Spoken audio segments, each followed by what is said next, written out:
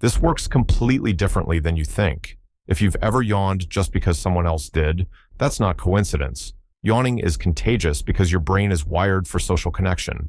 When you see someone yawn, your brain mirrors the behavior automatically. It's linked to empathy and awareness, meaning the more connected you feel to others, the more likely you are to yawn too.